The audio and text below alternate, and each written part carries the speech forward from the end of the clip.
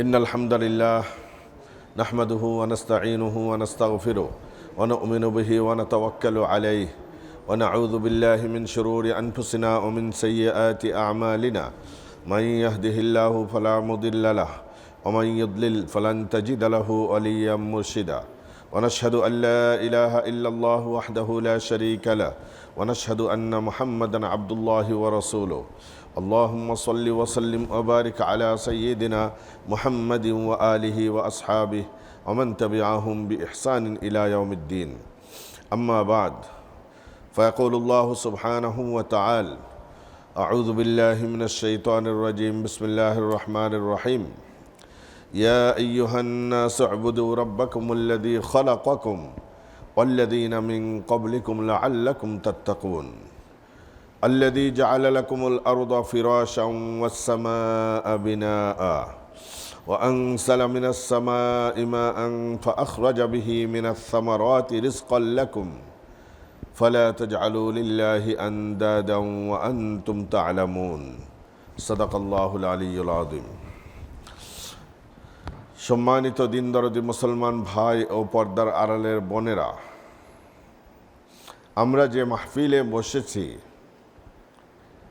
আল্লাহর জমিনের উপরে আর আকাশের নিচে, এর চেয়ে উত্তম কোনো মাহফিল নাই। এটি হলো যিকরুল্লাহর মাহফিল, কোরআনের মাহফিল, আল্লাহ সুবহানাহু ওয়া তাআলার মহিমান্বিত কিতাব মহান কোরআনের আলোচনার মাহফিল। এই মজলিসে যতক্ষণ পর্যন্ত আমরা বসে থাকব, আসমান থেকে বৃষ্টির মতো আমাদের উপর রহমত বর্ষিত হতে থাকবে। হেদায়েতের দ্বারকে আল্লাহ সুবহানাহু ওয়া তাআলা উন্মুক্ত করে দিবেন। কোরআন অবতীর্ণ হয়েছে মানুষের হেদায়েতের জন্য। লাইট হিসাবে আল্লাহ সুবহানাহু ওয়া তাআলা দুনিয়াতে পাঠিয়েছেন কোরআনকে। এই লাইট দিয়ে দিলের অন্ধকার, কুফরির অন্ধকার, শিরকের অন্ধকার, অসামাজিকতার অন্ধকার, জুলুমের অন্ধকার, নির্যাতন নিপীড়নের অন্ধকার দূরীভূত হবে এই কোরআনের আলো দিয়ে। আজকে দুনিয়াকে, সারা দুনিয়া, বিশেষ করে পশ্চিমা উন্নত জগৎ যাদেরকে আমরা বলে থাকি, তারা উন্নতির এত চরম শিখরে পৌঁছে গেছে, রাতের অন্ধকারকে দূরভূত করে তারা রাতকে দিনে পরিণত করে ফেলছে। কিন্তু দুর্ভাগ্য হলো তাদের জন্য, তারা নিজেদের দিলের অন্ধকার দূরভূত করতে পারে নাই। দিলের অন্ধকারে তারা অমাবস্যার ঘন তিমিরে আচ্ছাদিত হয়ে আছে। এই দিলের অন্ধকার দূরভূত করার জন্য এই দুনিয়ার লাইট দিয়ে, দুনিয়ার ইলেকট্রিসিটি দিয়ে এই অন্ধকার দূর করা যাবে না। এই অন্ধকার দূর করতে হলে পবিত্র কোরআনের আলোকেই দূরভূত করা লাগবে। এই আলো দিলের মধ্যে জ্বালানো লাগবে, তবেই কেবলমাত্র এই অন্ধকার দূরভূত হয়ে দিল আলোকিত হবে। আর तमाम পয়গম্বরগণ এই দুনিয়াতে আসছেন দুনিয়ার অন্ধকারকে দূরভূত করার জন্য নয়, দিলের অন্ধকারকে দূরভূত করার জন্য। দিলের অন্ধকার যতক্ষণ পর্যন্ত দূর না হবে, ততক্ষণ পর্যন্ত এই মানুষের মাঝে আর চতুষ্পদ প্রাণীর মাঝে কোনো পার্থক্য নাই। হায়াওয়ান, জানোয়ার আর মানুষের মধ্যে কোনো ভেদাভেদ থাকবে না যদি দিলের অন্ধকার দূরভূত না হয়। এই জন্য আল্লাহ সুবহানাহু ওয়া তাআলা বলেন, উলাইকা কাল আনআম, যারা নাকি দিলের অন্ধকার দূরভূত করতে পারেনি, তারা হলো চতুষ্পদ প্রাণীর মতো। বালহুম আদাল্লু, বরং চতুষ্পদ প্রাণী তাদেরকে এই যোগ্যতাই দেওয়া হয় নাই যে তারা হেদায়েতের আলো পাবে। আর মানব জাতিকে হেদায়েতের আলো দেওয়া সত্ত্বেও তারা সেই আলো গ্রহণ করে নাই। এই জন্য বালহুম আদাল্লু, বরং পশুর চেয়ে অধঃপতিত। তো আল্লাহ সুবহানাহু ওয়া তাআলা আমাদের এই দামি মাহফিলে শেষ পর্যন্ত বসে আমাদের অন্ধকারচ্ছন্ন হৃদয়কে কোরআনের আলো দিয়ে আলোকিত করার তৌফিক দান করেন। এই আলো শুধু আপনার জন্য দরকার নয়, আমারও জন্য দরকার। আপনার জন্য আপনার দিল যেমন অন্ধকারচ্ছন্ন, আমার দিলও অন্ধকারচ্ছন্ন। এই জন্য আমরা সবাই বসেছি যেন আল্লাহ সুবহানাহু ওয়া তাআলা আমাদের প্রত্যেকের দিলের অন্ধকার এই কোরআনের আলো দিয়ে দূরীভূত করে দেন। আমরা ধারাবাহিক আলোচনা করছিলাম সূরাতুল বাকারাত থেকে। সূরাতুল বাকারার 20টি আয়াত আলোচনা আমরা করেছি। সূরাতুল বাকারাতে মানব জাতিকে আল্লাহ সুবহানাহু ওয়া তাআলা 3 ভাগে বিভক্ত করেছেন। প্রথম নম্বর হলো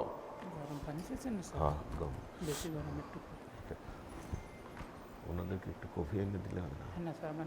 ওকে, একটু চা দিয়ে দেন সবাইকে। আস্তে আস্তে, কেউ কথা না বলে আস্তে আস্তে দিয়ে দেন সবাইকে।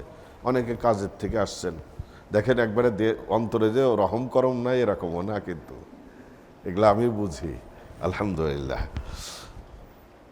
প্রথম 5টি আয়াতে আল্লাহ সুবহানাহু ওয়া তাআলা মুত্তাকি জান্নাতি বান্দাদের গুণাবলী বর্ণনা করেছেন। এরপরে 2টি আয়াতে তিনি অবিশ্বাসীদের, কাফেরদের আলোচনা করেছেন। এরপরে 13টি আয়াতে তিনি মুনাফিকদের আলোচনা করেছেন। এই মানুষকে 3 শ্রেণীতে বিভক্ত করার পরে 3 শ্রেণীকে লক্ষ্য করে আল্লাহ সুবহানাহু ওয়া তাআলা বড় হৃদয় নিংড়ানো ভাবে, বড় মহাব্বতের সাথে, বড় আদর করে আল্লাহ সুবহানাহু ওয়া তাআলা এই নির্দেশ দান করছেন 21তম আয়াতে। আজকে 21 আর 22 এই 2টি আয়াতেরই আলোচনা করব। ইয়া আইয়ুহান নাস, দেখেন মানুষ 3 জাতির, মোমেন, কাফের, মুনাফিক। কিন্তু মোমেনকেও মানুষ বলা হয়, কাফেরকেও মানুষ বলা হয়, মুনাফিককেও মানুষ। এরা তো মানুষের বাইরে না। আল্লাহ 3 জাতিকে সামনে রেখে বলতেছেন, ইয়া আইয়ুহান নাস, হে মানব সকল, হে মানব জাতি, উ'বুদু রাব্বাকুম, তোমরা এককভাবে তোমাদের রবের ইবাদত করো।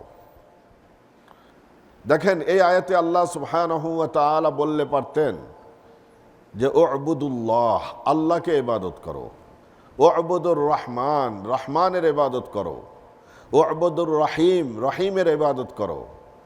এটি না বলে উ'বুদু রাব্বাকুম, তোমাদের রবের ইবাদত করো। রবের ইবাদত করো এই কথা কেন বললেন আল্লাহ? স্মরণ করা দিলেন যে বান্দা, তোমার সৃষ্টি, তোমার গড়ে ওঠা, বেড়ে ওঠা, তোমার বেঁচে থাকা, তোমাকে লালন পালন করা, সব কিছু হলো তোমার রবই করে থাকেন। তার হাতেই তুমি বন্দী, তার হাতে তোমার জীবন মরণ, সুখ শান্তি, সব কিছু।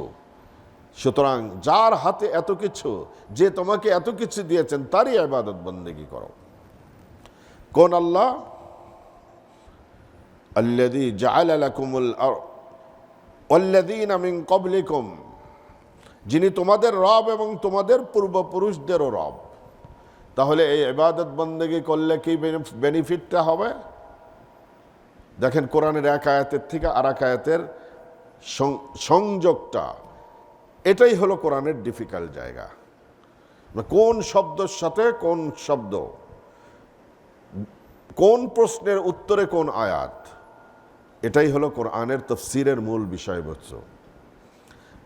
সূরাতুল বাকারার প্রথম দিক দিয়ে যান, যালিকাল কিতাবু লা রাইবা ফি, এটি এমন একটি কিতাব যার মাঝে কোনো সন্দেহ নাই, সংশয় নাই। হুদাল্লিল, বলেন হুদাল্লিল মুত্তাকিন, তাহলে এই কিতাব মুত্তাকিদের জন্য গাইডেন্স, মুত্তাকিদের জন্য সঠিক সরল পথ দেখায়। তাহলে তাকওয়া অর্জন করা, এটি হলো এই কিতাবের মূল মন্ত্র। আল্লাহ পাক এখানে ওই কথাই বলতেছেন। তাকওয়া কিভাবে আসবে? মদ খেলে, জুয়া খেললে, নাফরমানি করলে, মারামারি কাটাকাটি হানাহানি, নামাজ কাজা করলে, রোজা না রাখলে, যাকাত না দিলে কি মুত্তাকি হওয়া যাবে? না।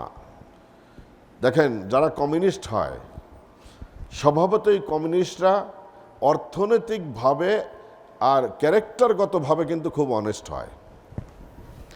অধিকাংশ কমিউনিস্টদের অর্থনৈতিক লেনদেনে তারা হলো খুবই সচ্ছল। আওয়ামী লীগের একটা নেতা ছিল, প্রাথমিক পর্যায়ে সে হলো বামপন্থী রাজনীতি করত, কিন্তু পরবর্তীতে আওয়ামী লীগে যোগ দিয়েছিল। সেই মহিলাটার নাম হলো অগ্নিকর্ণা, হ্যাঁ, মতিয়া চৌধুরী। ভেরি অনেস্ট, খুবই অনেস্ট। তার কেউ একটা দুর্নীতি দেখাতে পারবে না। এরপরে কলিকাতার মমতা ব্যানার্জি এখনো পর্যন্ত চপ্পল স্যান্ডেল পরে হলো সে চলাফেরা করে, একটা সাধারণ কাপড় পরে থাকে। এই মহিলাও ভেরি অনেস্ট, কিন্তু এই অনেস্টি কোনো কাজে আসবে না যদি নাকি ঈমান না থাকে আর ইবাদত বন্দেগী যদি না থাকে করে। ইবাদত বন্দেগী করলে অনেস্টি এবং অন্যান্য আমানতদারি এগুলো কাজে আসবে, আর ইবাদত বন্দেগী না করলে এগুলো কোনো কাজে আসবে না। উ'বুদু রাব্বাকুম, সেই জন্য বললেন যদি তুমি মুত্তাকি হতে চাও তাহলে তোমার রবের ইবাদত করো, যিনি তোমাদেরকে সৃষ্টি করেছেন, আল্লাযীনা মিন ক্বাবলিকুম, এবং তোমাদের পূর্ববর্তী মানুষদেরও, লাআল্লাকুম তাত্তাকুন, যেন তোমরা মুত্তাকি হয়ে যেতে পারো। তাহলে হুদাল্লিল মুত্তাকিন এর সঙ্গে এই আয়াত হলো কানেক্টেড। কিভাবে মুত্তাকি হব আমি? হে প্রভু, আপনি তো বলেছেন এই কিতাব মানুষের জন্য হেদায়েতের বাণী, মুত্তাকিদের হেদায়েতের রাস্তা দেখায়। হেদায়েত পাবো কিভাবে, মুত্তাকি হব কিভাবে, এটা আল্লাহ পাক শিখায়া দিলেন। উ'বুদু রাব্বাকুম, তোমার রবের ইবাদত করো, তাহলে তুমি মুত্তাকি হয়ে যেতে পারবা। ইবাদত ছাড়া কখনোই কোনো ব্যক্তি মুত্তাকি হতে পারবে না, ইবাদত করা লাগবে। এরপরে কোন রবের ইবাদত করব, সেই রবের কিছুটা পরিচয় তিনি তুলে ধরছেন। কেন তার ইবাদত করা লাগবে, এটি মানুষের প্রশ্ন জাগতে পারে। দেখবেন যে হিন্দু ধর্মশাস্ত্রে পুরাটাই তো কল্পনা, কল্পনা ছাড়া সেখানে আর বাস্তবতার কোনো কিচ্ছু নেই। হিন্দু ধর্মটাই হলো কল্পনা আর যৌনচার, এই দুইটা জিনিসের সমন্বয় হলো এই ধর্মটা। দেখবেন যে প্রাচীন মন্দিরগুলা তো আপনি যদি দেখেন ভালো করে লক্ষ্য করবেন, সেখানে যৌনচার, ওপেন যৌনচারের পিকচার ছাড়া আর কিচ্ছুই নাই। এত অশ্লীল অশ্লীল ছবি পাথরে খোদাই করে তারা তাদের মন্দিরে উপাসনালয়ে রেখেছে, যেটা একটা মানুষ ধর্ম পালন না করলে, সভ্যতার যদি একটু লেশ মাত্র থাকে, মনুষ্যত্ব বোধের একটু যদি ছিটা ফোটাও থাকে, সে এগুলো দেখতে পারবে না। এই হলো ধর্ম। এরপরে দেখেন আল্লাহ সুবহানাহু ওয়া তাআলা আমাদের উপর কত ইহসান করেছেন, কত অনুগ্রহ করেছেন। আমরা গুনাহগার হতে পারি, কিন্তু আল্লাহ ছাড়া কারো সামনে আমরা মাথা নত করি না, আল্লাহ ছাড়া কারো ইবাদত আমরা করি না, তিনি যত বড় কিছু হন। তো হিন্দু ধর্মের শাস্ত্রে তারা যে মূর্তি প্রতিমাগুলা বানায়, সেটা তো প্রত্যেকটা হলো একটা মানুষ ছিল। প্রত্যেকেই, এই রাম বলেন, সীতা বলেন, অমুক বলেন, তমুক বলেন, প্রত্যেকেই কিন্তু মানুষ ছিল। তাদের সম্পর্কে তারা এত আজগুবি গাঁজাখড়ি মিথ্যে কথা সাজায় যে মানুষ তাদের দিকে উপাসনা করতে উদ্বুদ্ধ হয়ে যায়। তাহলে এটা হলো মানুষের হিউম্যান বিং নেচার, যে কোনো একটি বড় সত্তাকে যার ইবাদত বন্দেগী করা হবে, যার পূজা অর্চনা করা হবে, যাকে সেজদা করা হবে, তার বরত্ব যদি অন্তরে প্রতিষ্ঠিত না হয়, তাহলে সেই ব্যক্তির সামনে মানুষ মাথা নত করতে পারবে না। তাহলে আল্লাহর ইবাদত করার জন্য তিনি নির্দেশ দিলেন, রবের ইবাদত করার জন্য নির্দেশ দিলেন। এইবার রবের পরিচয় তুলে ধরছেন যে কোন রব। আল্লাহ সুবহানাহু ওয়া তাআলা বলছেন, আল্লাযী জাআলা লাকুমুল আরদা ফিরাশা, তিনি হলেন ওই মহান রব, জাআলা লাকুমুল আরদা ফিরাশা, যিনি তোমাদের জন্য এই ভূখণ্ডকে, জমিনকে বিছানা হিসাবে বানিয়েছেন, সমগ্র জমিনকে বিছানা বানিয়েছেন। দেখেন, বিজ্ঞানের থিওরি হলো পৃথিবীটা হলো গোলাকার। এখন পৃথিবী যদি গোলাকার হয়ে থাকে, আপনি চিন্তা করেন একটা ফুটবলকে সামনে নেন, এটা হলো একটা গোলাকার, ফুটবলটা একটা গোলাকার। তাহলে এখানে এইটার উপর বসবাস করা কি সম্ভবপর? দাঁড়ানো সম্ভবপর? এটা তো ঘুরে যাবে।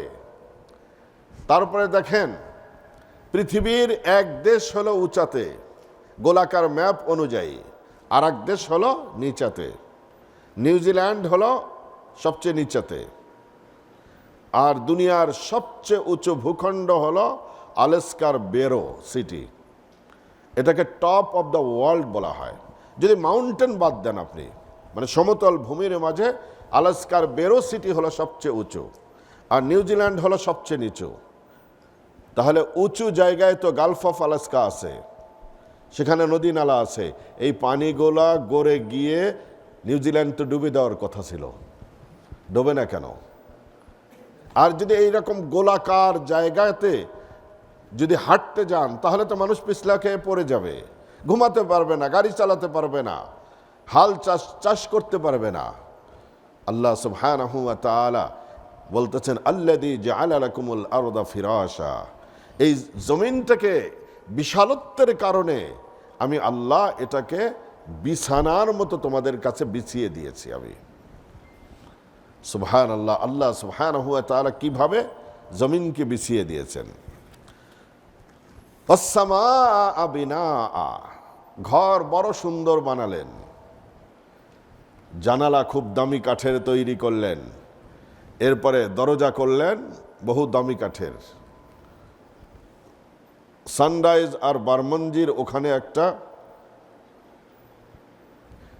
কাস্টম মেড দরজা বানায়।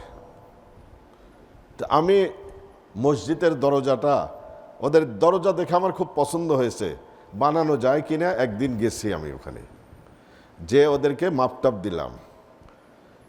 দিলাম যে আমাদের এরকম একটা সুন্দর দরজা বানা দিবা, কত নিবা? তো বললো যে আমরা এস্টিমেট করে কালকে জানাবো।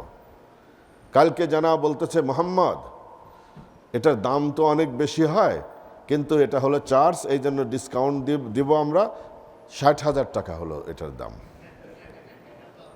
$60,000 হলো দরজার দাম। তা আমি বললাম যে নট নাও, ইন ফিউচার ইনশাআল্লাহ। তো দেখেন, এরকম দামি দামি দরজা আছে না? মসজিদে নববীর দরজাটা কত দামি, চিন্তা করা যায়। গোল্ড প্লেটের দরজা, মসজিদে নববীর দরজা। কাতার সেন্ট্রাল মসজিদের দরজা মসজিদে নববীর দরজার চেয়ে আরো বেশি দামি।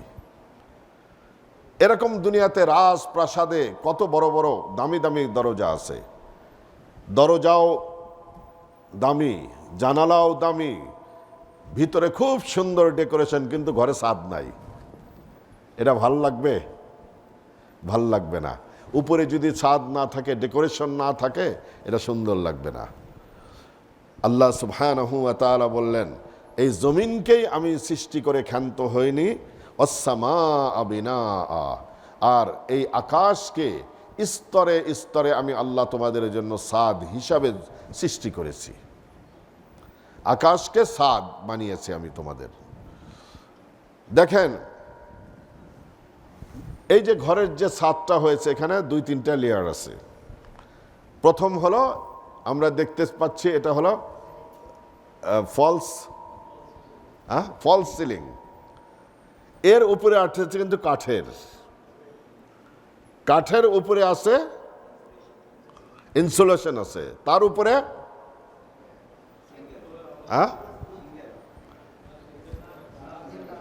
আরও আছে, তার উপরে হলো কাঠ আছে, তারপরে হলো পলিথিনের প্রোটেকশন আছে। সুবহান, কয়টা স্তর!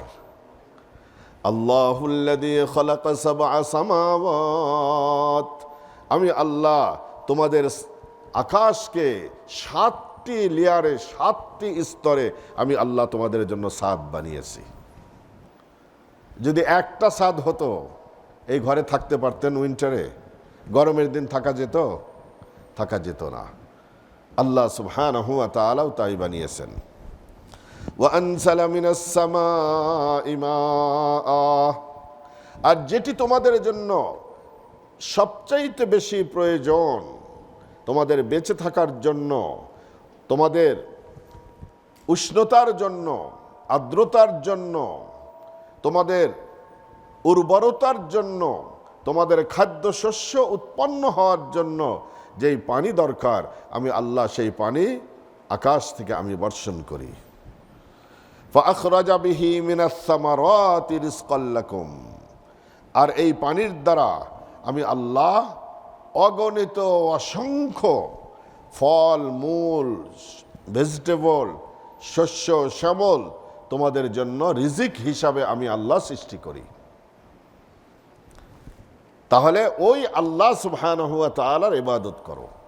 কয়েকটি কথা বললেন, যিনি জমিনকে বিছানা বানিয়েছেন, আকাশকে ছাদ বানিয়েছেন, আকাশ থেকে বৃষ্টি বর্ষণ করেন এবং এই বৃষ্টির পানি দিয়ে জমিনকে উর্বর করে আল্লাহ সুবহানাহু ওয়া তাআলা হরেক রকম খাদ্য উৎপন্ন করেন, ফসলাদি উৎপন্ন করেন, যেগুলো মানুষের মৌলিক প্রয়োজন। সেই মৌলিক প্রয়োজন যিনি আঞ্জাম দেন তিনি হলেন তোমাদের রব। সেই রবেরই তোমরা ইবাদত বন্দেগী করো। দেখেন, আপনাদের রেখে চা খাচ্ছি না, এটা গরম পানি দিছে না। হুজুরদের তো অনেক বিপদ, খাইলেও দোষ, না খাইলেও দোষ, সব দিক দিয়ে খালি দোষ। কালকে এক ইমাম সাহেব শিকায়েত করতেছিল আমার কাছে যে হুজুর, মসজিদের ঘড়িতে রাইট নামাজের টাইম হয়ে গেছে, আমি দাঁড়া গেছি, কমিটির মেম্বারের একজনের ঘড়িতে 30 সেকেন্ড হলো শর্ট ছিল। নামাজের পরে আমাকে ডেকে নিয়ে সে মনে হয় যে আদালতে উঠালো। আদালতে উঠা বলতেছে, আপনি কেন 30 সেকেন্ড আগে নামাজে দাঁড়াইলেন? সুবহানাল্লাহ, হুজুরদের কত দোষ দেখেন। সুবহানাল্লাহ, এই নোংরা মানসিকতা আমাদের পরিবর্তন হওয়া উচিত। হুজুরদেরকে ইজ্জত করা দরকার, যার পিছে নামাজ পড়ি তাকে ইজ্জত করা দরকার। তাহলে 3-4টা জিনিসের কথা আল্লাহ সুবহানাহু ওয়া তাআলা বললেন। 1 নম্বর হলো জমিনকে বিছানা হিসাবে সৃষ্টি করেছেন, আর আকাশকে ছাদ হিসাবে। চলুন পবিত্র কোরআনের অন্য জায়গায় আল্লাহ এই আসমান জমিন সম্পর্কে কি বলেছেন। আল্লাহুল্লাযী জাআলা লাকুমুল আরদা ফিরাশান ওয়াস সামাআ বিনাআ, তিনি হলেন ওই মহান রব্বুল আলামিন যিনি তোমাদের জন্য জাআলা লাকুমুল আরদা করারা, এই জমিনকে স্থির বানিয়েছেন। জমিনে যদি জমিন এগুলো পানির উপর ভাসমান, প্রথমে এগুলো এই জমিন ছিল না, প্রথমে শুধুমাত্র পানি ছিল। এই পানিকে আল্লাহ সুবহানাহু ওয়া তাআলা বিশেষভাবে ঘূর্ণিপাকের মাধ্যমে ফনায় পরিণত করে এই জমিন আল্লাহ সৃষ্টি করেছেন। এটা বোঝা বাঙালি মানুষের জন্য একদম ইজি। খেজুরের রস, আখের রস, এটা পানির মতো না? যখন খেজুরের গাছ থেকে পেরে নেওয়া হয় এটা তরল না? আখের রস তরল। এইবার আপনি জাল দিতে থাকেন, জাল দিতে দিতে দিতে দিতে এক সময় দেখবেন এর উপর ফনা উঠেছে। ফনা ওঠার পরে এরপরে নাকড়ি দিয়ে এমনভাবে ঘাটতে শুরু করে, একটু পরে এটা হলো একদম পাটালি গুড়ে পরিণত হয়ে যায়। এইবারে যে পাটালি গুড় হয়েছে, এখন দেখবেন যে এটাকে ভাঙতে অনেকের হলো দাঁত ভেঙে যায়, এত শক্ত, তাই না? সুবহানাল্লাহ। তাহলে আমরা যদি মানুষেরা যদি খেজুরের রসকে, আখের রসকে জাল দিয়ে যদি শক্ত পাটালি গুড়ে পরিণত করতে পারি, এই সারা দুনিয়ার সাগর মহাসাগরের পানিগুলোকে আল্লাহ সুবহানাহু ওয়া তাআলা ঘূর্ণমানের মাধ্যমে ফনাতে পরিণত করে এগুলোতে মাটি তৈরি, পাথর তৈরি করতে পারবেন না আল্লাহ পাক? আল্লাহ সুবহানাহু ওয়া তাআলা করেছেন। কিন্তু এর নিচে আবার পানি আছে, পানির উপরে জমিন, আবার এর চারিদিক দিয়ে, কথা না বলে আপনি আস্তে আস্তে নেন ইনশাআল্লাহ, এর চারিদিক দিয়ে আবার হলো পানি। শুধু একটু একটু পানি না, জমিনের 2/3 ভূখণ্ডের 2/3 হলো পানি। সুবহানাল্লাহ। এই উত্তর আমেরিকা বড় নাকি প্রশান্ত আর আটলান্টিক মহাসাগর বড়? আপনি চিন্তা করে দেখেন, এই জমিনে মাটি কতটুকু আছে আর ইয়েতে সাগরে পানি কতটুকু আছে। সেই জন্য জমিনের মাপ হলো কিলোমিটার দিয়ে হয়, অথবা সর্বোচ্চ হলো মাইল দিয়ে হয়। কিন্তু সাগরের মাপ কি কিলোমিটার আর মাইল দেওয়া হয় না, নটিক্যাল মাইল দেওয়া হয়? নটিক্যাল মাইল দেওয়া হয়। কারণ হলো এত বড় জিনিস এই কিলোমিটার দিয়ে হিসাব করা মুশকিল, এই জন্য নটিক্যাল মাইলের হিসাব হয় সেখানে।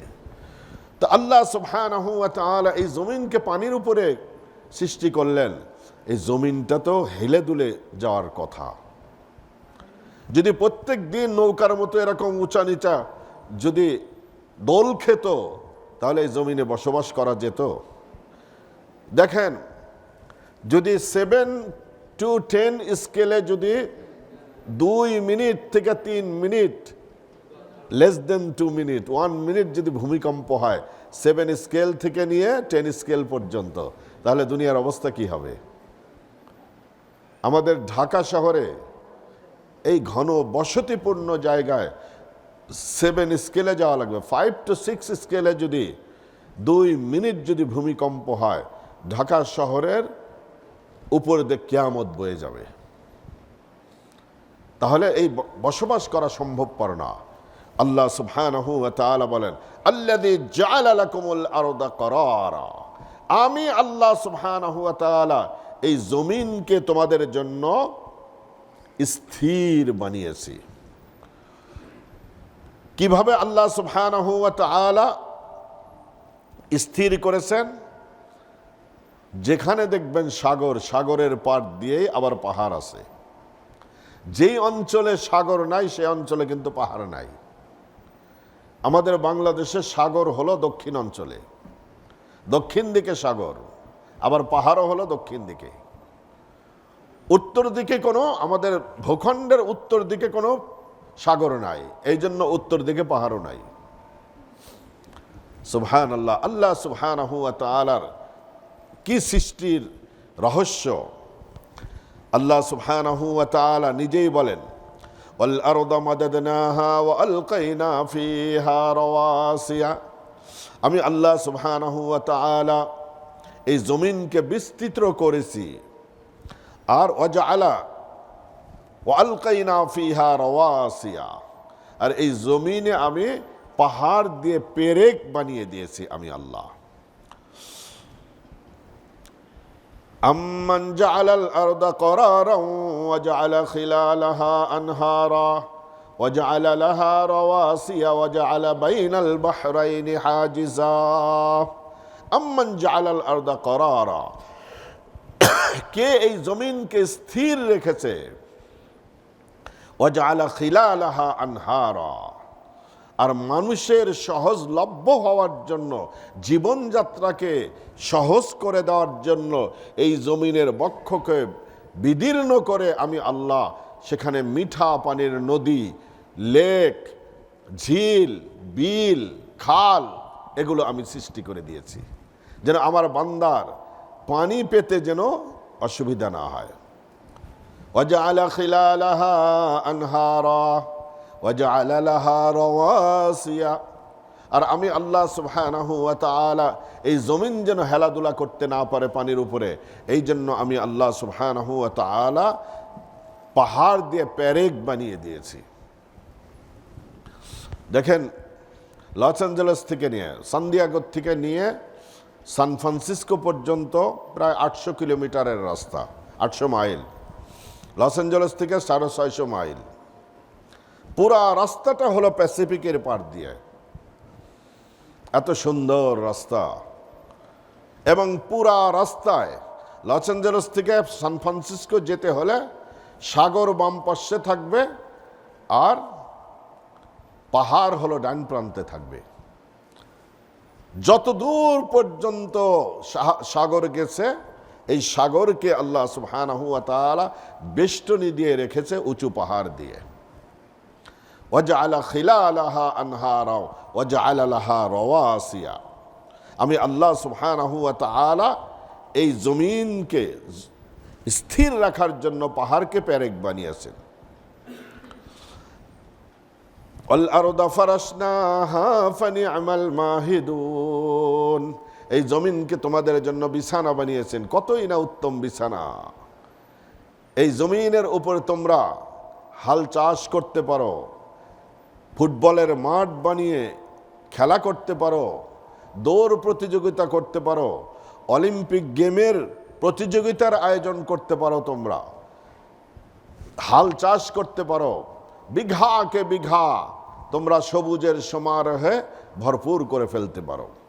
আমি আল্লাহ সুবহানাহু ওয়া তাআলা এটি তোমাদের জন্য সহজ করে দিয়েছি। এখন জমিনটা যদি, পুরা জমিনটা যদি বালুকময় উদ্যান হতো তাহলে কত অসুবিধা হতো। দেখেন, আরাফাতের ময়দানে যদি আপনারা এখন যান, আরাফাতের ময়দান ভালো করে চিনবেন না। আরাফাতের ময়দানের চারিদিকে শুধু ধুধু বালুকাময় মরুভূমি ছাড়া আর কিছু ছিল না। সৌদি গভর্নমেন্ট উদ্যোগ গ্রহণ করেছে আরাফাতের চারিদিকে একদম জিদ্দা পর্যন্ত এই পুরা মরুভূমিকে তারা মাটি ফেলে এগ্রিকালচার ফার্ম করবে। তাদের এটা হলো বিলিয়নস অফ ডলারের হলো খরচ হচ্ছে। তাদের এই মরুভূমিকে কৃষি জমিতে পরিণত করতে যে খরচ বছরে হয় আমাদের দেশের বাজেটের কাছাকাছি। তাদের টাকা আছে বলে তারা পারতেছে। তাও কি যত চেষ্টা করুক, আমাদের জমিনে, আমাদের বাংলাদেশের মাটিতে আল্লাহ যে উর্বর শক্তি রেখেছেন, সেই শক্তি এখানে জীবনেও হবে না। তো আল্লাহ সুবহানাহু ওয়া তাআলা সমগ্র দুনিয়া যদি সাহারার মরুভূমির মতো যদি মরুভূমি বানা দিতেন, তাহলে মানুষ খাদ্যদ্রব্য কোথার থেকে উৎপন্ন করত? আফ্রিকার দরিদ্র দেশগুলো কৃষি আবাদ কিভাবে করত? আমাদের বাংলাদেশ, ইন্ডিয়া, পাকিস্তানের মতো দরিদ্র দেশগুলো এত বড় জনসংখ্যাকে কিভাবে খাদ্যের ব্যবস্থা আঞ্জাম দিতে পারত? আল্লাহ সুবহানাহু ওয়া তাআলা সেটা করেননি। এরপরে সারা দুনিয়ার ভূখণ্ডটা যদি সৌদি আরবের পাহাড়গুলোর মতো যদি বড় বড় পাথর দিয়ে আল্লাহ সৃষ্টি করতেন, তাহলে এই পাথর কেটে মাটি বানিয়ে সেখানে ফসল আদি করা এটা সহজ ছিল না। আল্লাহ সুবহানাহু ওয়া তাআলা জমিনকে বান্দার আনুগত্যশীল করে দিয়েছেন। হুয়াল্লাযী জাআলা লাকুমুল আরদা যালুলান ফামশু ফী মানাকিবিহা ওয়া কুলু মির রিজকিহি ওয়া ইলাইহিন নুশুর। এটা কোন সূরার আয়াত? কে বলতে পারেন? কে বলছেন? বলেন কোন সূরা? সূরাতুল মুলকের আয়াত। হুয়াল্লাযী জাআলা লাকুমুল আরদা যালুলান, তিনি হলেন ওই মহান প্রভু যিনি তোমাদের জন্য এই জমিনকে তোমাদের আনুগত্য বানিয়ে দিয়েছিলেন, উর্বর শক্তিমান বানিয়েছেন। ফামশু ফি মানাকিবিহা, সেই জন্য তোমরা এই জমিনের মধ্যে বিচরণ করে তোমরা এক প্রান্ত থেকে আর এক প্রান্ত পৌঁছে যেতে পারো।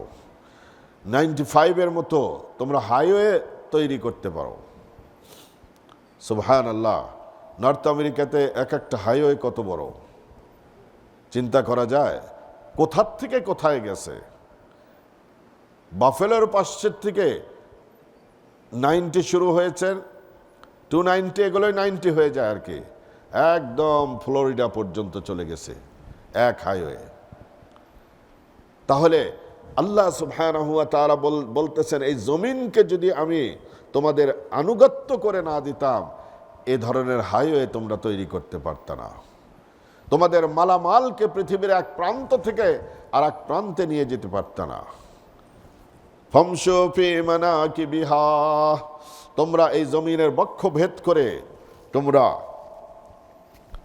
এক প্রান্ত থেকে আর এক প্রান্ত পর্যন্ত পৌঁছতে পারত না। এরপরে আল্লাহ সুবহানাহু ওয়া তাআলা আরো বলেন, وَلَئِن سَأَلْتَهُم مَّنْ خَلَقَ السَّمَاوَاتِ وَالْأَرْضَ لَيَقُولُنَّ اللَّهُ جَعَلَ لَكُمُ الْأَرْضَ بِسَاطًا, তিনি হলেন ওই আল্লাহ যিনি জমিনকে তোমাদের জন্য বিছানা বানিয়ে দিয়েছেন। লিতাসকুনু ইলাইহা লিতাসলুকু ইলাইহা সুবুলান ফিজাজা, তোমরা যেন এর উপরে বড় বড় রাস্তা বানিয়ে তার উপর আসানির সাথে চলতে পারো। তাহলে মানুষের মৌলিক প্রয়োজনগুলোর মাঝে অক্সিজেন আর পানির পরে সবচাইতে বেশি যেটা জরুরত সেটা হলো জমিন। মানুষ তো আর শূন্যের উপর থাকতে পারবে না, একটা স্থায়ী জায়গায় মানুষকে বসবাস করা লাগবে, এবং শুধু মানুষ না, হাজারো রকমের প্রাণী এখানে থাকবে। এরপরে আল্লাহ বলতেছেন, আল্লাযী জাআলা লাকুমুল আরদা ফিরাশা ওয়াস সামাআ বিনাআ, আল্লাহ সুবহানাহু ওয়া তাআলা কিভাবে আকাশ তৈরি করলেন। আল্লাহুল্লাযী রাফা'আস সামাওয়াতি বিগাইরি আমাদিন তারাউনাহা, আজকে দেখেন দুনিয়াতে 1 কিলোমিটারের একটা যদি ব্রিজ তৈরি করতে হয় কত সরঞ্জাম লাগে, কত মজবুত পিলার তৈরি করতে হয়, কিন্তু এত বিশাল আকাশ আল্লাহ সুবহানাহু ওয়া তাআলা সৃষ্টি করেছেন, একটা পিলার আছে। সুবহানাল্লাহ। চায়নাতে যে এক ব্রিজ তৈরি করেছে, সেখানে পাহাড়ের উপর দিয়ে এত উঁচা ব্রিজ আর পৃথিবীর কোথাও নাই। সেখানে ডাইভ করতে গেলে, যারা ডাইভ করতে যায় তাদের হলো কলিজা এলোমেলো হয়ে যায় উচ্চতা দেখে। কিন্তু চায়নার ওই ব্রিজের উচ্চতা বেশি নাকি আল্লাহর আকাশের উচ্চতা বেশি? একটা পিলার আছে, তাহলে কিভাবে আল্লাহ সৃষ্টি করলেন? আল্লাহ সুবহানাহু ওয়া তাআলা বলেন, আলাম তারাউ কাইফা খালাকাল্লাহু সাবআ সামাওয়াতিন তিবাকা, তোমরা কি অবলোকন করো না, চিন্তা ভাবনা করো না যে আল্লাহ সুবহানাহু ওয়া তাআলা কিভাবে স্তরে স্তরে, একটি নয়, দুটি নয়, 7টি আকাশকে তিনি সৃষ্টি করেছেন। এরপরে আল্লাহ সুবহানাহু ওয়া তাআলা বলেন, আল্লাহুল্লাযী খালাকা সাবআ সামাওয়াতিন তিবাকা, তিনি হলেন এই আল্লাহ যিনি আকাশকে 7টি স্তরে 7টি আকাশে তৈরি করেছেন। ওমা খালাকনাস সামাআ ওয়াল আরদা ওমা বাইনাহুমা বাতিলা, এই আসমান জমিন এটিকে আল্লাহ অনর্থক সৃষ্টি করেন নাই। ওয়াজআলনাস সামাআ সাকফাম মাহফুযা, দুনিয়ার যে অট্টালিকা নির্মিত হয়, ব্রিজ তৈরি হয়, এগুলোর একটা ভ্যালিডিটি আছে কিনা, 100 বছর 200 বছর। এই 100 বছর 200 বছর পরে এগুলোকে ভেঙে ফেলতে হয়, যে এটার ভ্যালিডিটি শেষ হয়ে গেছে, এক্সপায়ারিটি ডেট এসে গেছে, সুতরাং এটা আর রাখা যাবে না, এটা রাখলে নিরাপদ না। আকাশ কবে সৃষ্টি হয়েছে কেউ জানে? কারো জানা নাই। এই আকাশের একটা নাট বল্টু কোনোদিন পরিবর্তন করতে হয়েছে? একটু রং করতে হয়েছে আকাশকে? করা লাগে নাই। ছাদ চেঞ্জ করতে হয়েছে? কিছুই না। লাইটিং চেঞ্জ করতে হয়েছে? কিছুই না। দুনিয়ার সব জায়গায় হলো মেনটেনেন্স আছে, আল্লাহর আকাশে কোনো মেনটেনেন্স লাগে না। আল্লাহ সুবহানাহু ওয়া তাআলা সেটাই বলতেছেন যে ওয়াজআলনাস সামাআ সাকফাম মাহফুযা, আমি এই আকাশকে তোমাদের জন্য সংরক্ষিত ছাদে পরিণত করেছি। ইন্নাল্লাহা ইমসিকুস সামাওয়াতি ওয়াল আরদা আন তাজুলা, অনেক সময় হঠাৎ করে ব্রিজ ভেঙে পড়ে না? কিছুদিন আগে দেলোয়ারে একটা ব্রিজ ভেঙে পড়ল না? এই তো কয়েক মাস আগেই তো দেলোয়ারে ব্রিজ ভেঙে পড়ল, সেখানে বেশ কয়েকজন মারাও গেল। এরপরে হঠাৎ করে ঘরের ছাদ পড়ে যায়, বহু জায়গায় হলো অটোমেটিক ঘরের ছাদ পড়ে যায়। আজকে এই যে যুগ যুগ ধরে আল্লাহ সুবহানাহু ওয়া তাআলা এই আকাশের ছাদকে তৈরি করেছেন, জীবনে কোনোদিন একটু ধসে পড়েছে? রিপেয়ার করা লাগে না, ধসে পড়ার ভয় নাই। কেন ধসে পড়ে না? ইন্নাল্লাহা ইমসিকুস সামাওয়াতি ওয়াল আরদা আন তাজুলা, মহান আল্লাহ হলেন সেই সত্তা যিনি এই আকাশ ধসে পড়ার থেকে আল্লাহ সুবহানাহু ওয়া তাআলা আকাশকে ঝুলিয়ে রাখেন। হ্যাঁ, একদিন ধসে পড়বে, যেদিন কিয়ামত হবে সেদিন ধসে পড়বে। আল্লাহ সুবহানাহু ওয়া তাআলা এই আকাশকে এত সংরক্ষিত করেছেন। এই জমিনের পরে আকাশের প্রয়োজন, কারণ মানুষের রিজিক আসে হলো আকাশ থেকে, রিজিকের বন্টন হয় আকাশ। রিজিক তৈরির ক্ষেত্র হলো জমিন, কিন্তু রিজিকের বন্টন ব্যবস্থা হলো আকাশ। আল্লাহ সুবহানাহু ওয়া তাআলা এই আকাশকে শুধু সৃষ্টি করেই ক্ষান্ত করেন নাই। দেখেন, ঘরটা বড় সুন্দর, লাইটগুলো সুন্দর না হলে মজা লাগে না। লাইটটাও কিন্তু সুন্দর হওয়া লাগে, ডেকোরেশনটাও সুন্দর হওয়া লাগে। আল্লাহ সুবহানাহু ওয়া তাআলা বলেন, ওয়ালাকাদ যায়্যানাস সামাআদ দুনিয়া বিমাসাবিহা, আমি এই দুনিয়ার আকাশকে সূর্য দিয়ে, নক্ষত্র দিয়ে, গ্রহ দিয়ে, তারকার রাজি দিয়ে, বিভিন্ন ধরনের লাইট দিয়ে আমি আল্লাহ এটাকে সুশোভিত করেছি, এটা হলো আলোকসজ্জায় পরিণত করেছি। দেখেন, শহরে থেকে তো এগুলো সৌন্দর্য বুঝে আসে না। শহরের জীবনটা বড় কৃত্রিম জীবন, নেচারের থেকে বহু দূরে আমরা। দেখেন, আমরা কখনো তারা দেখি না, কখনো চাঁদ দেখা যায় না, এই জন্য তো চাঁদ নিয়ে এত মারামারি। সূর্যটা কোনো রকমে দেখা যায়, কারণ ওই সময় দিনের বেলা আলো টালো জ্বলে না, এই জন্য। আল্লাহ সুবহানাহু ওয়া তাআলা কি সুন্দর করে আকাশকে এই তারকারাজি দিয়ে কি সুশোভিত করেছেন। তারকার সংখ্যা কত! অস্ট্রেলিয়ার একজন বিজ্ঞানী, সৌরবিজ্ঞানী, তিনি একটি মন্তব্য করেছেন। এটা আমি মন্তব্য বলি, ক্যালকুলেশন বলি না। এই ক্যালকুলেশন কারো পক্ষে সম্ভবপর না। তিনি বলেছেন, সারা পৃথিবীতে সমুদ্র সৈকতে, নদীর পাড়ে যতগুলো বালিকণা আছে, এই বালিকণা যদি একত্রিত করা হয়, গণনা করা হয়, আকাশের তারকার সংখ্যা এর চেয়ে লক্ষ কোটি গুণ বেশি। এত বিশাল আকাশে আল্লাহ সুবহানাহু ওয়া তাআলা কি সুন্দর লাইটিং করেছেন। মাঝে মাঝে যে সমস্ত বিজ্ঞানের প্যানোরামাগুলো আছে ওগুলো দেখা দরকার। এগুলো দেখলে আল্লাহর কুদরতের কিছুটা বুঝে আসে, আল্লাহ কি সৃষ্টি করেছেন।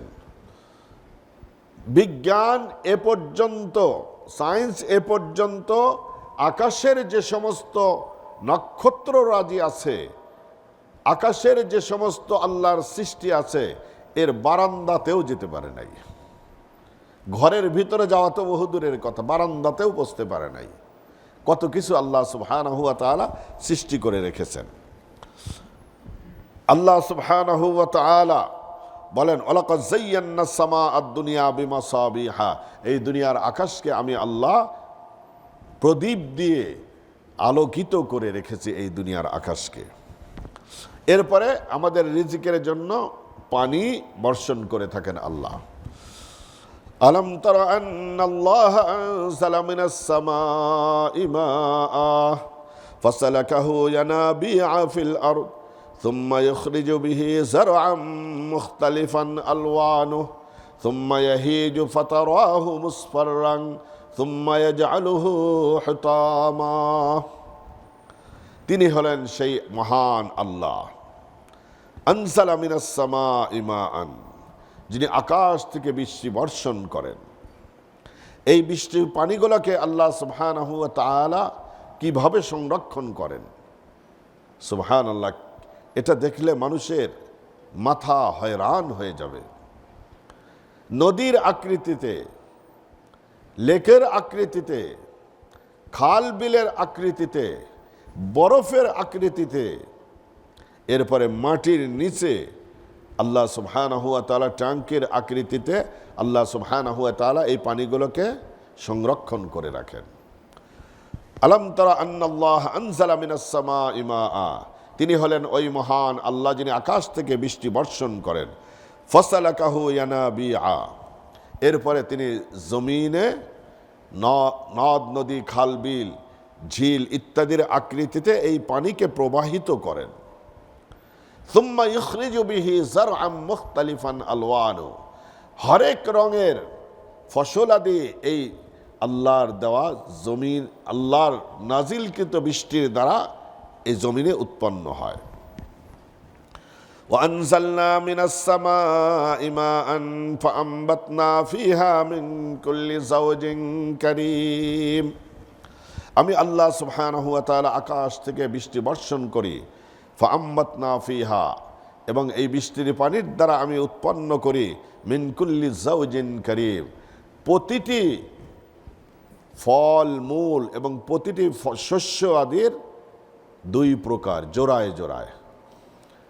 দেখেন, লাউ গাছে দুই ধরনের ফুল আসে, একটা হলো পুরুষ ফুল আর একটা হলো কি ফিমেল ফুল। এই পুরুষ ফুল আর ফিমেল ফুলের যদি সংমিশ্রণ না ঘটানো যায় সেই লাউ টেকে না। এটাকে কি বলে? পরাগান করতে হয়। আমাদের বাংলাদেশে কিন্তু পরাগান করে না, তারপর টেকে কেমনে? বাংলাদেশে পরাগানের কোনো দরকার নাই, কারণ যে পরিমাণ মৌমাছি আর ভ্রমর আছে এই পরাগানের কাম তারা করে দেয়। এই ফুলে, পুরুষ ফুলে বসে, সেখান থেকে রেণু নিয়ে ফিমেল ফুলের মাঝে রেখে দেয় এই ভ্রমর আর মৌমাছিগুলোই। এই জন্য আমাদের দেশে প্রয়োজন পড়ে না, এখানে প্রয়োজন হয়। তাহলে আমি আল্লাহ সুবহানাহু ওয়া তাআলা জোড়ায় জোড়ায় সৃষ্টি করেছি এই বৃষ্টির পানি দ্বারা।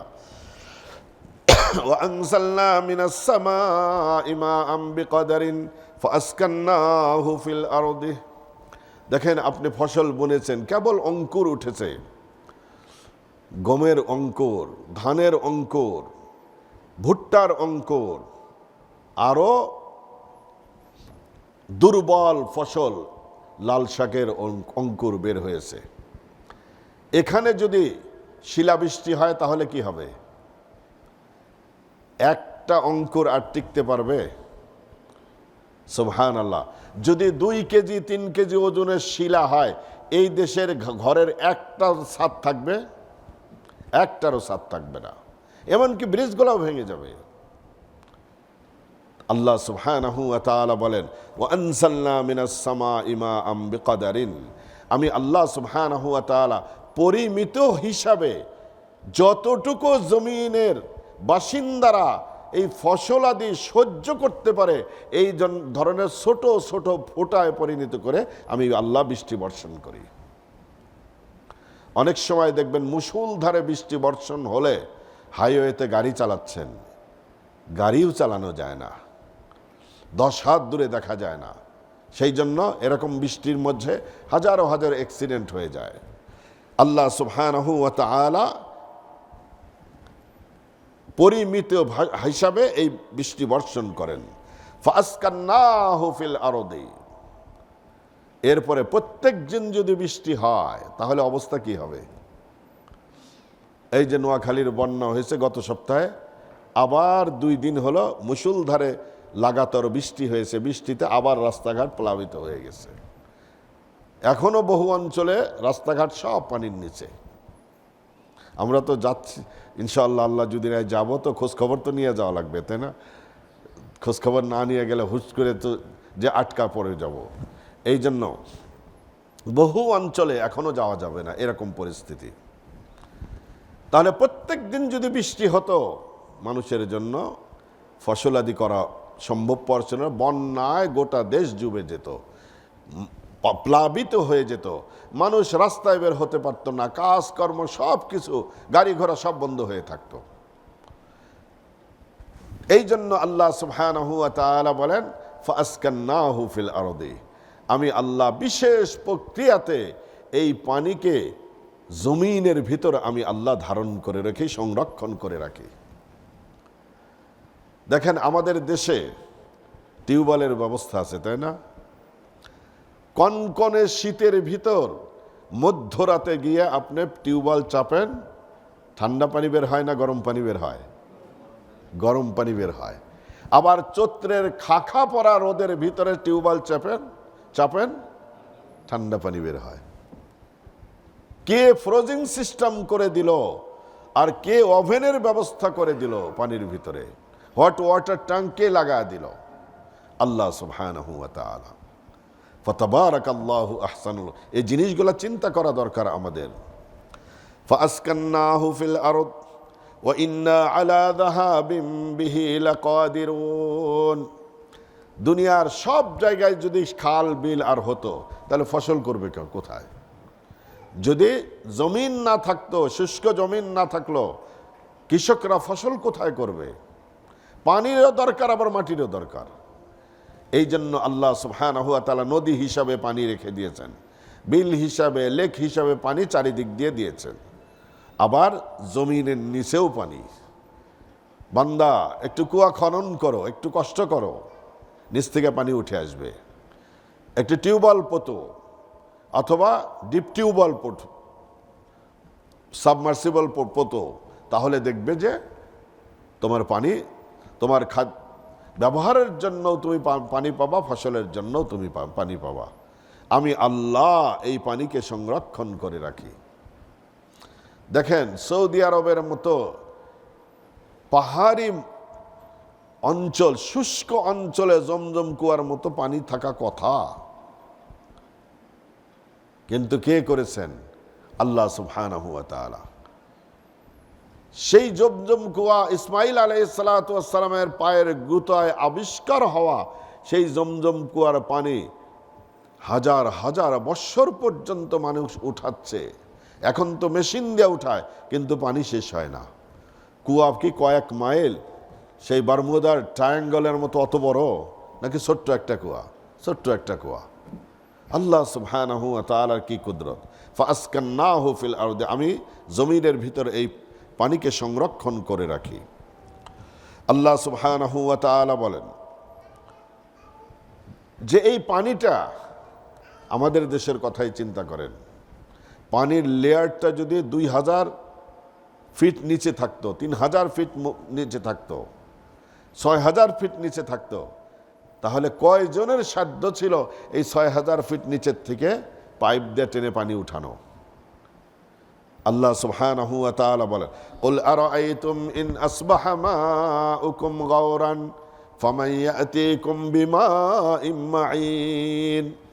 কুল আরাআইতুম, হে নবী আপনি তাদেরকে বলে দিন, তোমাদের কি ধারণা? ইন আসবাহা মাউকুম গাওরান, আমি আল্লাহ সুবহানাহু ওয়া তাআলা যদি এই পানিগুলো জমিনের গভীরে আমি পৌঁছে দিতাম, ফামান ইয়াতিকুম বিমাইম মাঈন, পানির স্রোতধারা, তাহলে তোমরা কিভাবে বর্ষণ করতা? যদি আমি পানিকে নিচে নামিয়ে দিতাম। আমি পানিকে নিচে নামিয়ে দেই না, তোমার সাধ্যের অনুকূলে আমি এনে দিয়েছি। এরপরে যখন বৃষ্টি হয়, দেখেন দুনিয়ার অধিকাংশ মানুষের এখনো পর্যন্ত কাপড় শুকানোর জন্য, কাপড় ধোয়ার জন্য কোনো মেশিন নাই। আমাদের দেশের কথাই চিন্তা করে দেখেন, 18 কোটি মানুষ, 18 কোটি মানুষের কাপড় ধোয়ার জন্য কয়টা মেশিন আছে? মেশিন তো নাই। আফ্রিকাতে কোনো মেশিনই নাই বলতে গেলে। তাহলে কাপড় ধৌত করা, কাপড় শুকানোর একটা ব্যবস্থা করা দরকার কিনা? আল্লাহ সুবহানাহু ওয়া তাআলা বলেন, যদি হঠাৎ করে বৃষ্টি আসতো, ধান শুকিয়ে দিয়েছে, গম শুকিয়ে দিয়েছে, মরিচ শুকিয়ে দিয়েছে, কালো জিরা শুকিয়ে দিয়েছে, সরিষা শুকিয়ে দিয়েছে, হঠাৎ করে আকাশ থেকে বলা নাই কওয়া নাই হঠাৎ করে ঝুপঝুপ করে যদি বৃষ্টি পড়তো, তাহলে বান্দার জন্য কত অসুবিধা হতো না? সেই জন্য আল্লাহ সুবহানাহু ওয়া তাআলা রহমতের বৃষ্টি প্রেরণের আগে ঠান্ডা বাতাস পাঠিয়ে দিয়ে সুসংবাদ দেন যে বান্দা তাড়াতাড়ি কাপড় উঠা, তার ফসল শুকাতে দিয়েছি, তাড়াতাড়ি উঠা, রহমতের বৃষ্টি শুরু হয়ে যাবে। আল্লাহুল্লাযী ইউরসিলুর রিয়াহা ফাতুসিরু সাহাবা, তিনি হলেন এই আল্লাহ যিনি নাকি ইউরসিলুর রিয়াহ, যিনি বাতাস প্রেরণ করেন, ফাতুসিরু সাহাবা, এই বাতাস মেঘমালাকে, পাহাড়ে নদীর পানিকে, লোনা পানিকে এই বাতাস উত্তল করে নিয়ে গিয়ে সেগুলোকে রিফাইন করে সঞ্চারিত করে। ফায়াবসুতুহু ফিস সামা, এরপরে এই পানিগুলো মেঘমালাকে দুনিয়ায় ছড়িয়ে দেয়। দেখেন না, প্লেনে যাওয়ার সময় যারা প্লেনে সফর করেন তারা খুব ভালো জানেন যে মেঘমালা কিভাবে থাকে, কিভাবে দৌড়ায়, প্লেনের চেয়ে দ্রুত গতিতে অনেক সময় দৌড়ায়, আকাশের ভিতর ছড়িয়ে দিয়েছে।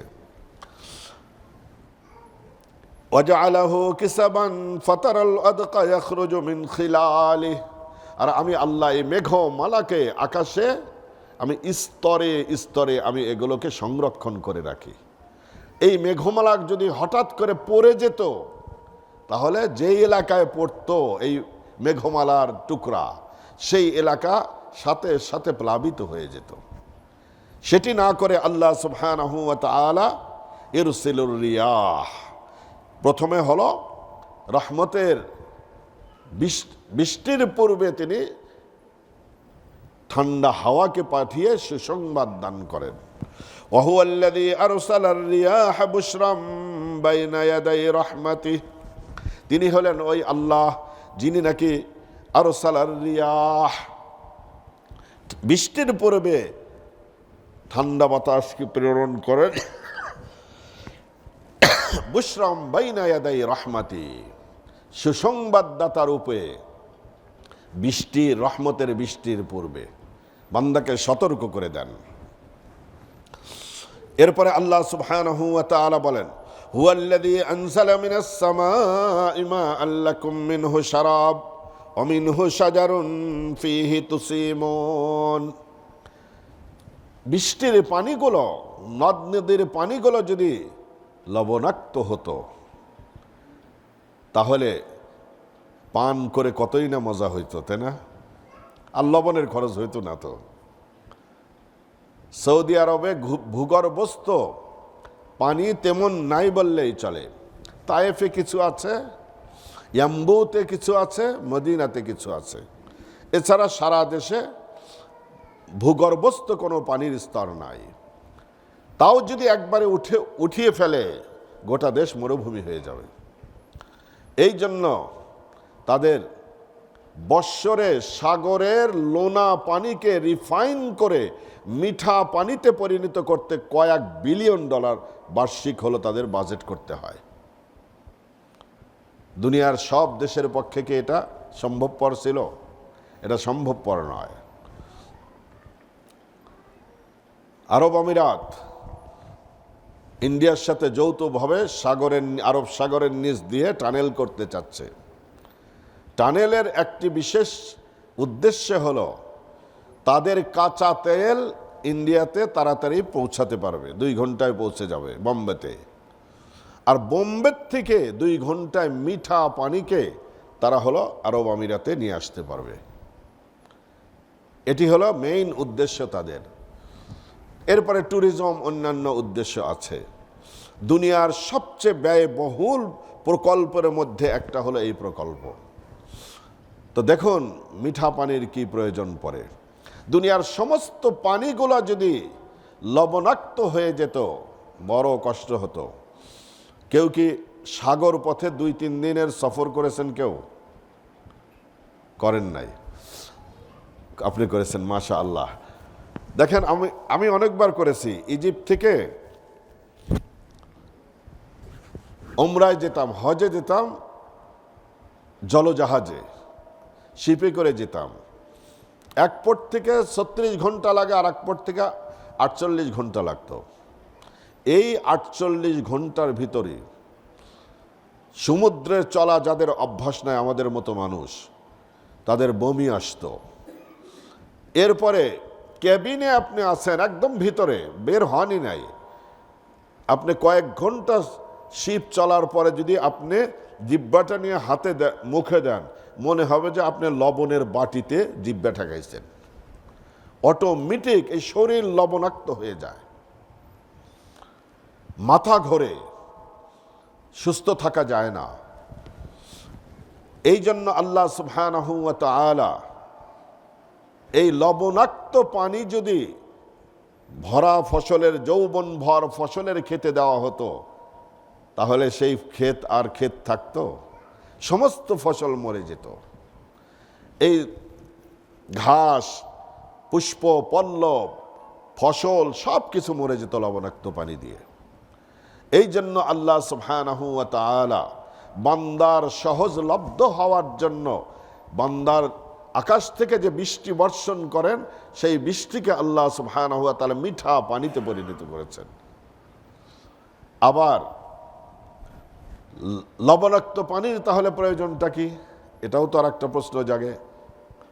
প্রাকৃতিক ভারসাম্যকে রক্ষা করার জন্য সাগরের পানিকে আল্লাহ সুবহানাহু ওয়া তাআলা লবণাক্ত করেছেন। লবণাক্ত পানি যদি না থাকতো, পৃথিবীতে যে প্রত্যেক দিন বর্জ্য হয়, যে ওয়েদার দূষিত হয়ে যায়, ময়লা আবর্জনা হয়, এটা যদি এমনি থাকতো, পৃথিবীর আবহাওয়াটা এমন দূষিত হয়ে যেত, দুনিয়ার মানুষ আজ বসবাস করতে পারতো না। এই জন্য আল্লাহ সুবহানাহু ওয়া তাআলা সাগরের পানিকে আল্লাহ পাক লবণাক্ত করেছেন। আপনাদের মনে থাকার কথা, মুরব্বীদের মনে আছে, আগে আমাদের দেশে সুইপাররা বাথরুম ক্লিন করতে আসতো। তখনকার যুগের যে ট্যাঙ্কির সাইজ ছিল বাইরে থাকতো, তখনকার যুগে সেটাই আধুনিক ছিল।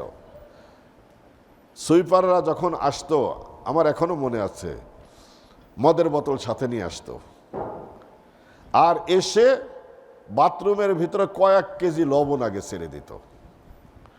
লবণ ছেড়ে দেওয়ার পরে ময়লাগুলো গলে পানিতে পরিণত হয়ে যেত। এরপরে তারা বালতি দিয়ে আস্তে আস্তে উঠাতো। এটার দ্বারা দুর্গন্ধ কমে যেত। ট্যাঙ্কের ঢাকনা যখন উঠাতো, দূষিত যে বাতাস সেখান থেকে বের হতো, এটা প্রকৃতির জন্য বড় ক্ষতিকারক। এই জন্য লবণ দিয়ে তারা এটাকে আগে প্রাকৃতিক ভারসাম্য ঠিক রাখার জন্য লবণ ব্যবহার করত। আল্লাহ সুবহানাহু ওয়া তাআলা এই বুর্জগুলোকে ধ্বংস করার জন্য, ব্যাকটেরিয়াগুলোকে ধ্বংস করার জন্য সাগরের পানিকে আল্লাহ লবণাক্ত করে দিয়েছেন। আর মানুষের বডির জন্য সাগরের মাছ যেগুলো আছে সেটিও যেমন প্রয়োজন, মিঠা পানির মাছও মানুষের বডির জন্য প্রয়োজন। এই জন্য আল্লাহ সুবহানাহু ওয়া তাআলা দুটি সৃষ্টি করেছেন। এটি আল্লাহ সুবহানাহু ওয়া তাআলা বলতেছেন, ইয়া আইয়ুহান নাস, হে মানুষেরা, উ'বুদু রাব্বাকুম, তোমাদের রবের ইবাদত করো। ওয়াল্লাযীনা মিন ক্বাবলিকুম, জি উ'বুদু রাব্বাকুম আল্লাযী খালাকাকুম, যিনি তোমাদেরকে সৃষ্টি করেছেন। ওয়াল্লাযীনা মিন ক্বাবলিকুম, তোমাদের পূর্বপুরুষদেরকেও সৃষ্টি করেছেন। লাআল্লাকুম তাত্তাকুন, যেন তোমরা ইবাদতের দ্বারা মুত্তাকি হয়ে যেতে পারো। কোন রব?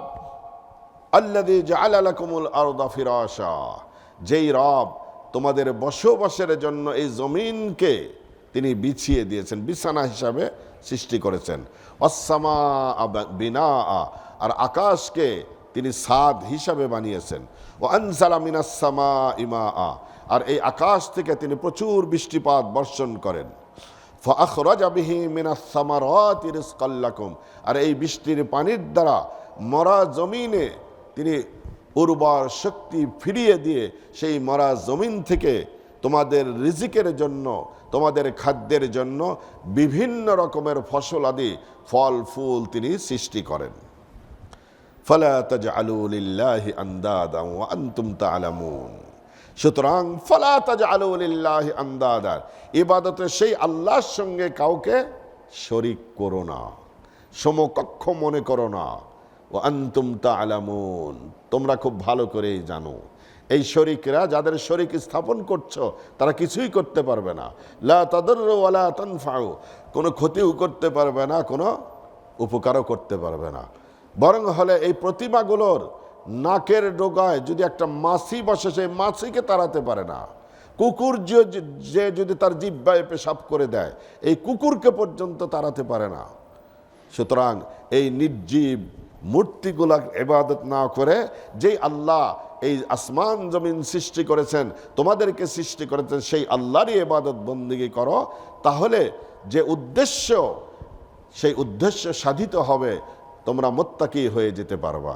হুদাল্লিল মুত্তাকিন, আর কোরআন এই মুত্তাকিদেরকেই সঠিক পথের সন্ধান দেয়। ওই আয়াতের সাথে এই আয়াতের কি সম্পর্ক এবার বুঝে আসছে? রিলেশনশিপটা কি? রিলেশনশিপটা হলো এটি। আল্লাহ সুবহানাহু ওয়া তাআলা, আমি খুব সংক্ষিপ্ত আকারে আলোচনা করেছি এই আয়াতের। আল্লাহ সুবহানাহু ওয়া তাআলা আমাদেরকে বোঝার, আমল করার তৌফিক দান করেন।